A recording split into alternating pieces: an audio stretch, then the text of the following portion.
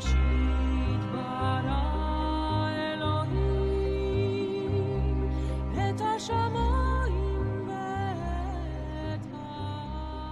you all spent the week being silent, I assume. How did it work? I know what I did. I picked the time very often when she's gone for the day, so the house is empty. And I would sit in my office and I would turn my computer physically off so I couldn't even hear the fan. And I took my cell phone and set an alarm for 15 minutes and put it in the other room so it wouldn't blare in my ear when it finally went off. It would be at a distance. Because the problem is when you're sitting silently by yourself, you have no idea what the passage of time is. And it always seems like you've been there longer than you really have. I used to do it without a timer, and I would say, all right, it's been 15 minutes and it's been 5. So setting an alarm on my cell phone and putting it in the other room so that when it does go ding, it's quiet and far away and not startling. But as I say, I turned off my computer so I couldn't hear the fans. And we did it yesterday, but she was home. And she was quiet, but she was walking around, folding laundry, making bread. So you can hear all that stuff. So even that was distracting. But I understand, we're not used to silence. There's a rabbinic story along those lines. Rabbi was in his own store. He's selling stuff.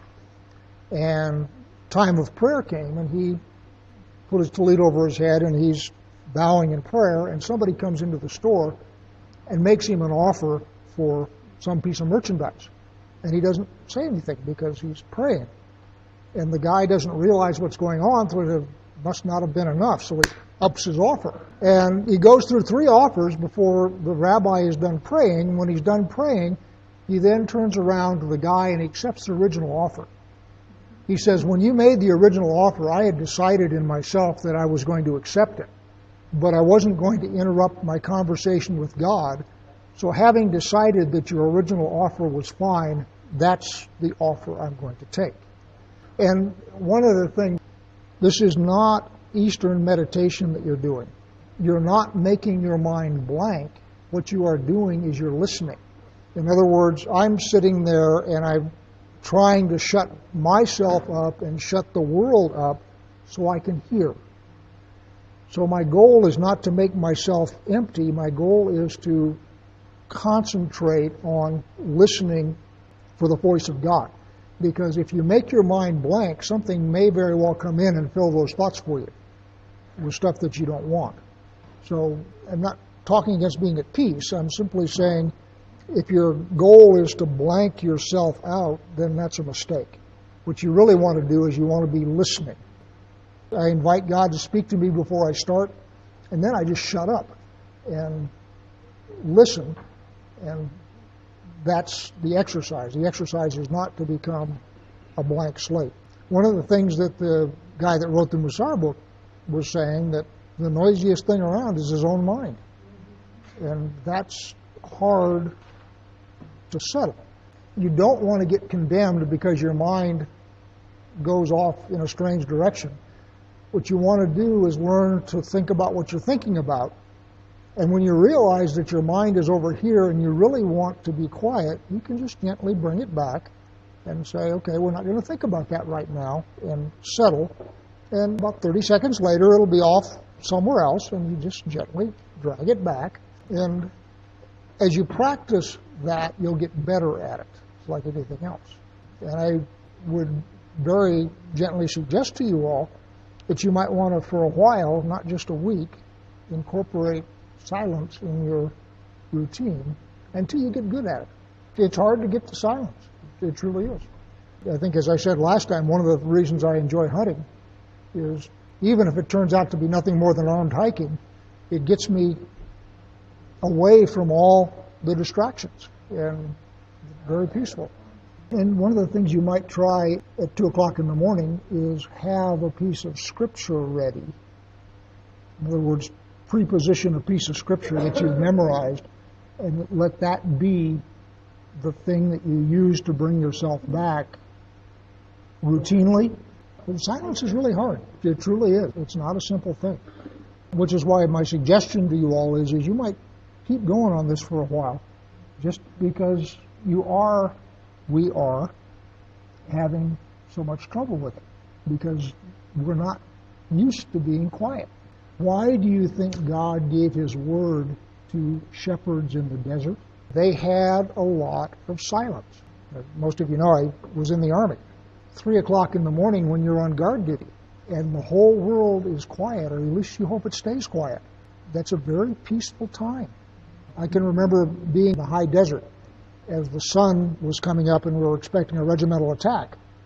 And we'd spent all night getting ready, and everything was just peaceful and quiet as the sun comes up before the tanks came over the ridge. But it was just very serene, and I have never been so happy in my life. You know, we'd spent the entire night getting ready, and this is training, by the way. This is not live combat. But yeah, it's just very peaceful time in the morning. So God has spoken to shepherds, and He's spoken to herdsmen who are out. Anybody ever seen old cowboy movies? You know, where the drovers just ride around the herd at night singing quietly, and the whole idea is you want the herd to stay quiet. You really don't want much excitement in the middle of the night in those circumstances. So people like that are in a position where they can hear God because there's no distractions. They're quiet. This week we're going to do simplicity. The Hebrew word is histopkut, and the idea here is to be content with what you have, and that always bothers people because virtually nobody is. One of the things that the book says is this world is as real as it gets. One of the things that can happen, especially as you go off into this frequency stuff, you can get the idea that this isn't the real world. That's the real world, and this is a manifestation of it. The thing we live in is somehow a manifestation of what's actually real. The Matrix, there we go. And that isn't true. For those of you who have studied heresies, one of the early heresies is Gnosticism. It comes from the Greek word gnosis, which means to know, and it was a mystery religion. And the more stuff you knew, the more holy you got, and the farther you advanced, and so forth. Masons are an offshoot of Gnosticism. The idea in Gnosticism is that the real you has somehow been trapped in matter. In other words, we're not designed to be material. We're designed to be these ethereal spirits that float around in the cosmos and do whatever ethereal spirits in the cosmos do. I'm not sure what that is. But the fact that we're trapped in matter is as a result of some great evil that happened. And that's not what we're designed to be. And what I am telling you is that is not true. That is a heresy. But it's one that various religions buy into chunks of. You'll see variations on that in lots of different religions. All of this is not what's real. What's real is something that's going to happen once we get free of this material body that we have. And that is not true. We talked 2 times ago about the world and the fact that the world is designed for our spiritual development.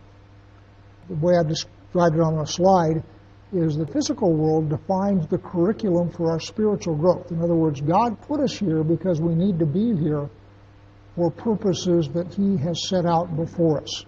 This physical world that we are in is a necessary part of our path to God. Had God wanted to do it, He could have made us whatever. He could have made us perfect. He could have made us ethereal. He could have done anything He wanted. He chose to put us here. And the fact that He chose to put us here is important. And so everything that happens during your time on this world is important. And lots of religions, to include some of the body of Christ, sort of look upon this as a throwaway. What I'm really focused on is getting to Jesus. That's nonsense. This world that you're born into is designed by God to be part of what you need to develop into what He wants you to be, and your time here is really important, otherwise He wouldn't have put you here. No bad idea ever goes away. No heresy ever goes away. What they do is they morph and they change and they go into different sects and different denominations and so forth, and they get picked up and they get slightly changed, but they never go away. For example, Marcion, within the first 3 or 4 centuries after Christ, said the God of the Old Testament and this Jesus are two different things, and you want to focus on Jesus and you want to get rid of this God of the Old Testament. It was determined to be a heresy. The church said it's not right. That doesn't mean it's going away. There are lots and lots of denominations that regard the Old Testament stuff as stuff you don't want to mess with because that's wrath and all that kind of stuff. That is a reflection from Marcion from 2,000 years ago, and it's never gone away. So I'm leading off with this to get you attuned to the fact that the stuff that you do and the stuff that you have in this world are important. So we'll start there. This is a quotation from Chaim Luzzatto, who's a very, very famous rabbi. Even though man must be immersed in the physical, he is able to rise to wholeness through his worldly activities in the physical world itself. It is precisely through these that he attains a pure and lofty state. In other words, it is through the tools and the things that God provides you in this world that you are expected to rise to a pure and lofty state. That's the tools he gave you. It is therefore this very loneliness that elevates him. For when he transforms darkness into light and deathly shadow into sparkling brilliance, he personally earns for himself unparalleled excellence and glory.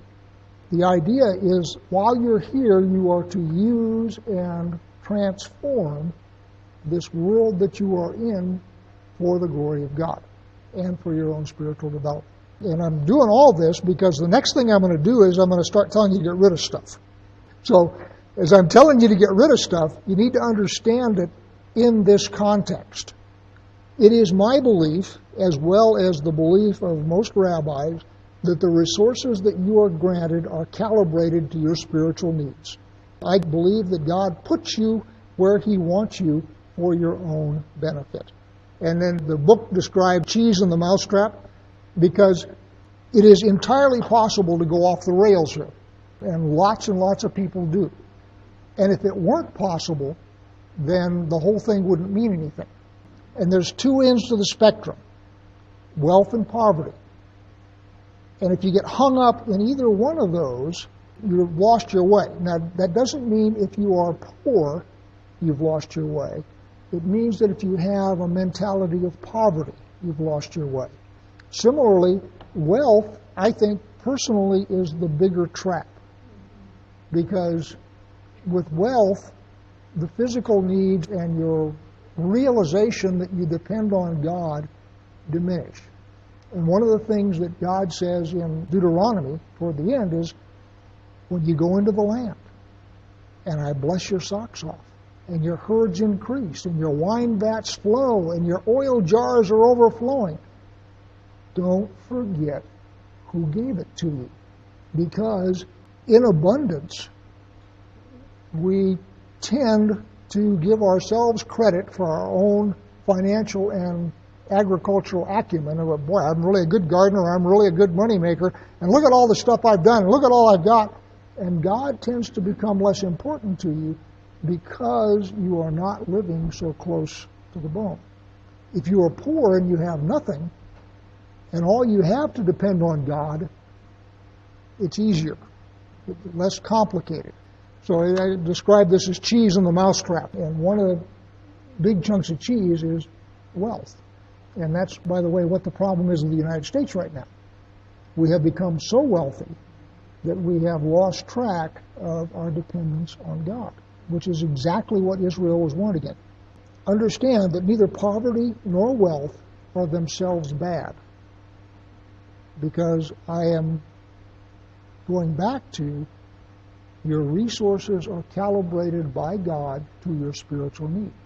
So if you happen to be wealthy, what he is trying to teach you is how to not depend on wealth. If you happen to be poor, what he's trying to teach you is to depend on him for your sustenance. Now, need and desire are not the same thing. As I jokingly say, you can tell because they're spelled differently. And what happens is desire masquerades as need. It happens to everybody. I just can't get along unless I have a new car. Eating the stuff that I've got is just not acceptable. I can't get along without something else. So our desire will convince us that they're needs. We've talked before about emotion, and every thought that you have comes bundled with an emotion. Everything that goes through your mind, you have an opinion about. You're happy about it, you're sad about it, you're glad, you're angry, you're desirous, whatever. Everything comes bundled with an emotion. And what emotions are really good at is figuring out logical reasons why your emotion is what you should be paying attention to. As I've said before, reason is the handmaiden of the emotions. So whatever your emotions want to do, your rational mind will then kick into gear and go double time to figure out why it's a good reason why you should be doing what it is you want to do. This also has to do with physical stuff. So according to the book, there's 3 levels of simplicity. First one is acquiring less. The second one is becoming happy with what you already have. And then the third is nothing more to need, which is you can't imagine needing anything more. So let's take those one at a time. So acquiring less. First thing here is don't let another define what you need. And the world is really good at it.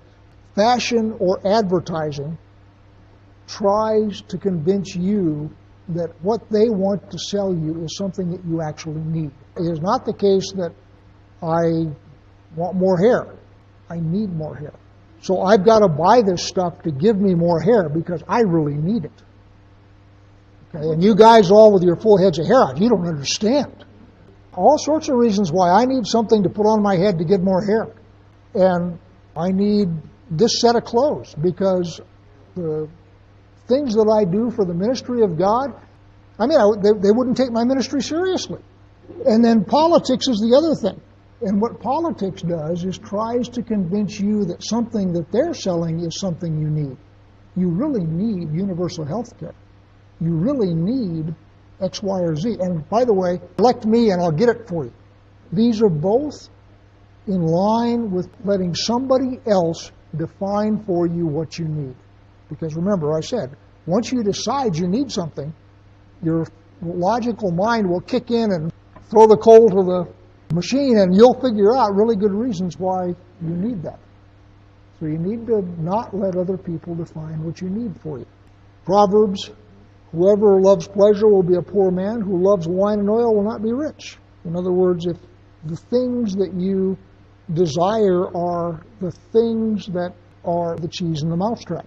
And for somebody who actually loves those, as opposed to somebody who just enjoys them. Like, for example, I very much enjoy wine. I have a glass of wine before supper every night. I am not, however, one that goes out and gets drunk every night. I just don't do that. Not interested.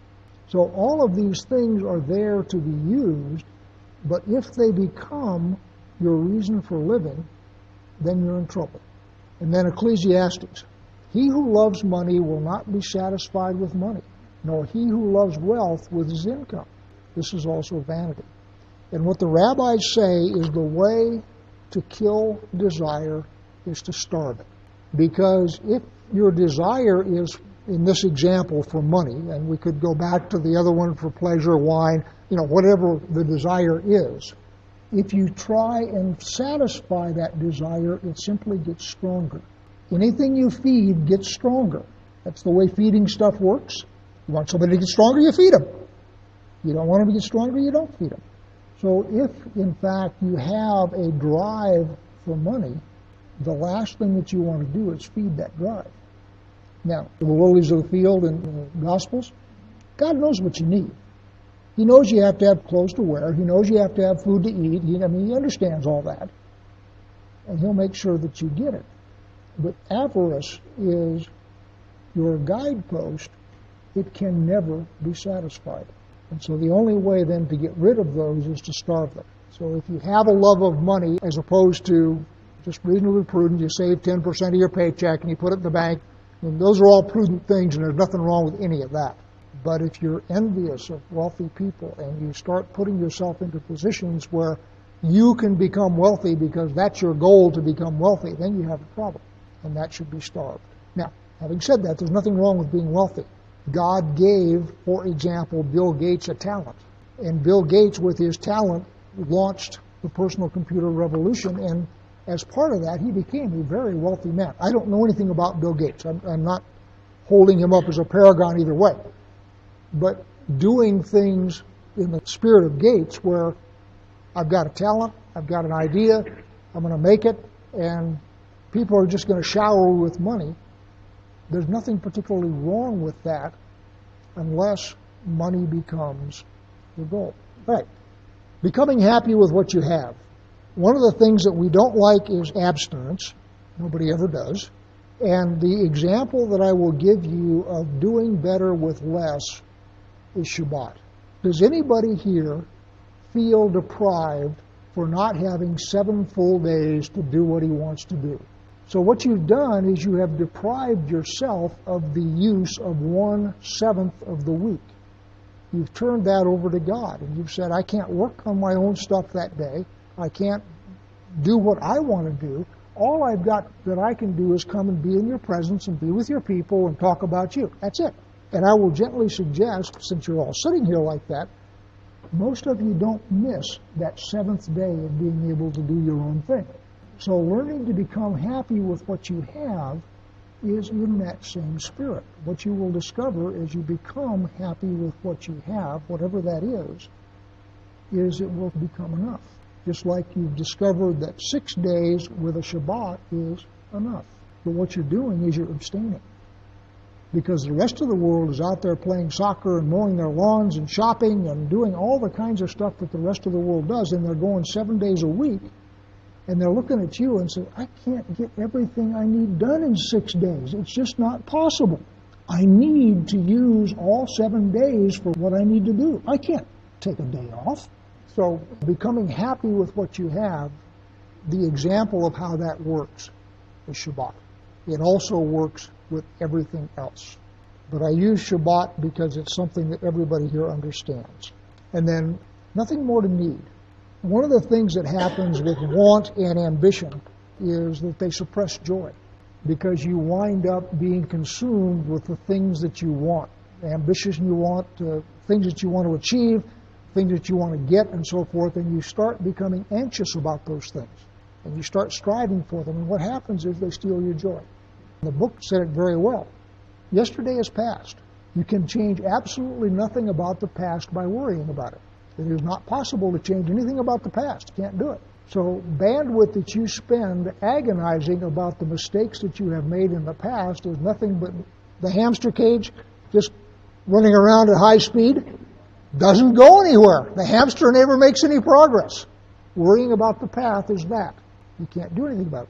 And the other part of that is tomorrow is not yours, because you don't know what you're going to have tomorrow. As it said in the scripture about the guy that had the bumper crop and said, ooh, I need to build bigger barns. And Yeshua looked at him and says, you fool, tonight your soul will be required of you. Tomorrow is not yours.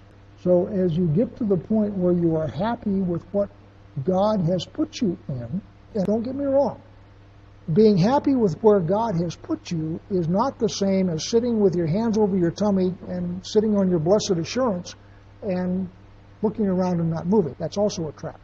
You're expected to go out and work. You're expected to do stuff. You're expected to build houses, beget families, engage in business. That's all fine.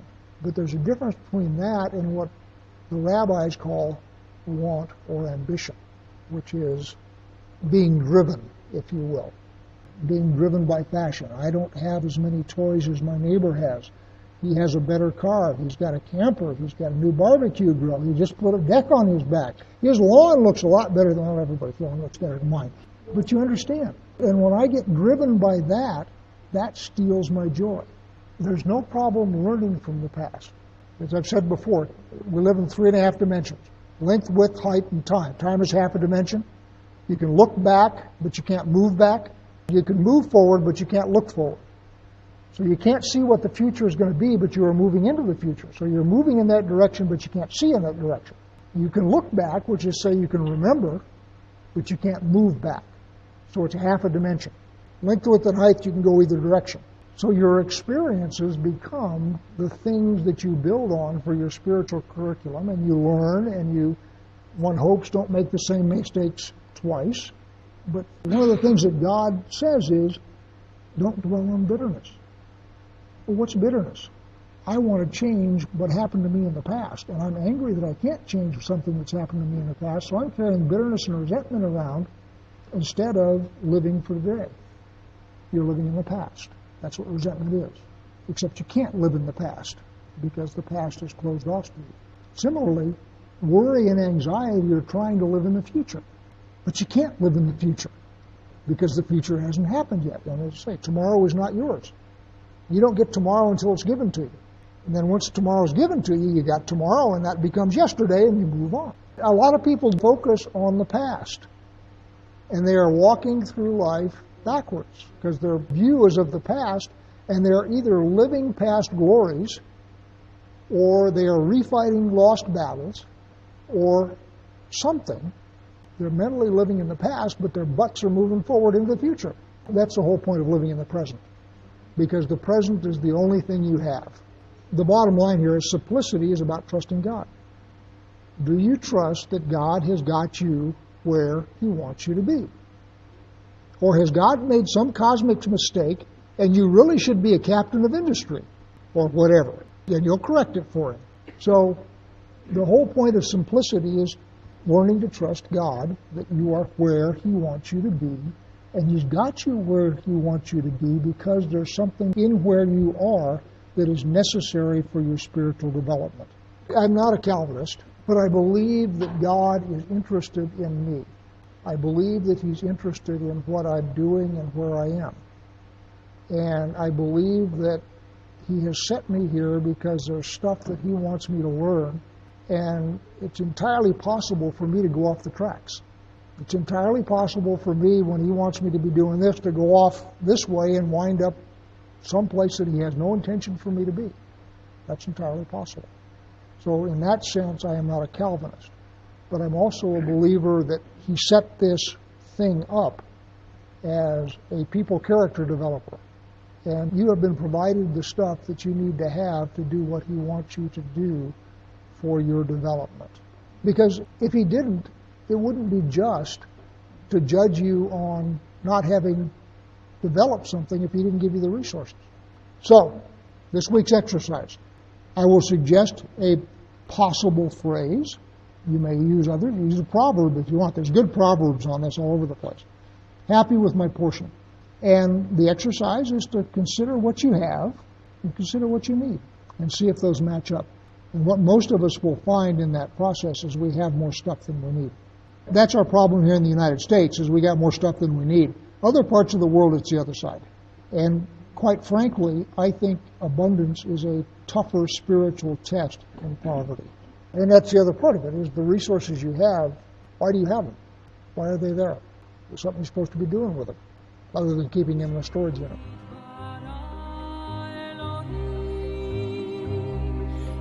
Shama